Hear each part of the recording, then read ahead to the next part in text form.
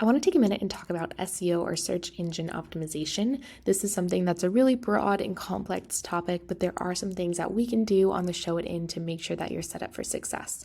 If you're not familiar, search engine optimization is just basically how your site and your content is found in search engines like Google. Some of the things that we can control that affect SEO are the types of photos on our site, the amount of content, the relevancy of our content, our load times, and our page titles and meta descriptions. Some things that are out of our control that affect SEO are things like the Google algorithm, which sometimes can change, how many other sites there are that are similar to yours and trying to rank for the same keywords. The age of your site can also play a factor. But focusing on the things that we can control, I want to start with the page titles and meta descriptions. This is really important.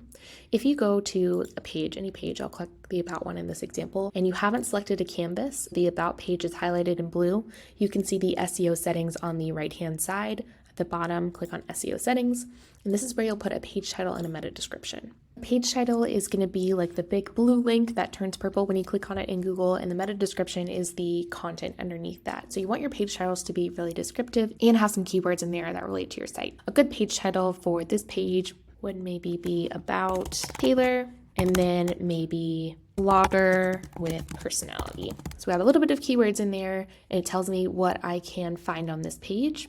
In the meta description, I'm kind of just building off of that. I do want to try to include keywords in here, but I also want to not just stuff them in there. I want to write a real sentence that people will read and be like, okay, I'll be able to find what I'm looking for on this page. So the meta description I put in here says, meet Taylor, a vintage-loving blogger, comedian, and proud redhead writing your favorite pop culture articles. That is short, to the point, but it's got some keywords in there. So you'll go through and you'll do this for each of your pages, writing a descriptive page title and meta description, and then you'll choose what's called a share image. The easiest way to explain this is if I were to text this link to a friend or share it on Facebook, it's the image that accompanies that link. You can have unique share images for every single page of your site, or you can have them all be the same. It's really just a stylistic decision. We also can do a similar version of this to our images. If I click on this image here and I go up to image, like I'm going to swap it out, you can see we have SEO title and description. The SEO title is going to be pretty keyword focused, and it's going to default to whatever the title of your image file is. So a shortcut would be to go through before you upload them to the media library and name all of your images with your brand name and maybe some keywords.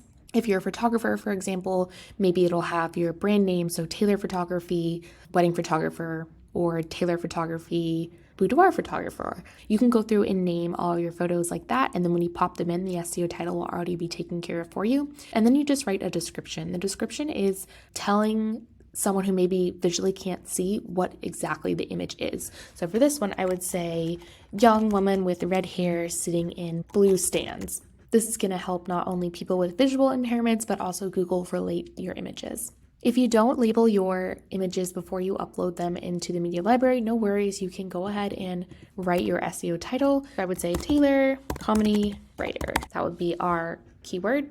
Now, if I go to swap this image out, the SEO title is going to default again to the file name. You'll just want to make sure if you are manually putting in your keywords in the SEO title that you keep a list of them somewhere. That way, when you swap photos, you can put them back and you won't have to rewrite them. The third thing that you can do is go through your pages and make sure that your text tags are set properly. What I mean by that is if I click on this big piece of text here, I'll go to text properties on the right, and I can see under advanced, it says text tag H1. Now this can get a little bit complicated. You don't have to worry about it too much, but basically this is how Google ranks the information on your page.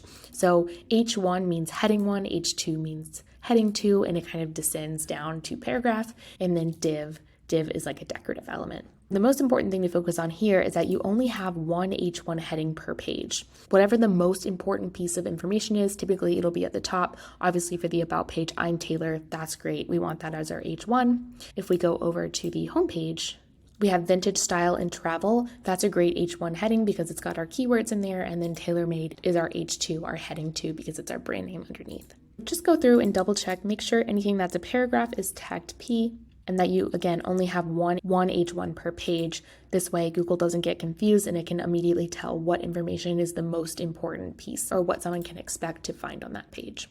If you want to learn more about SEO and how to improve your rankings, Showit has some really great articles in their help docs. I definitely encourage you to check those out.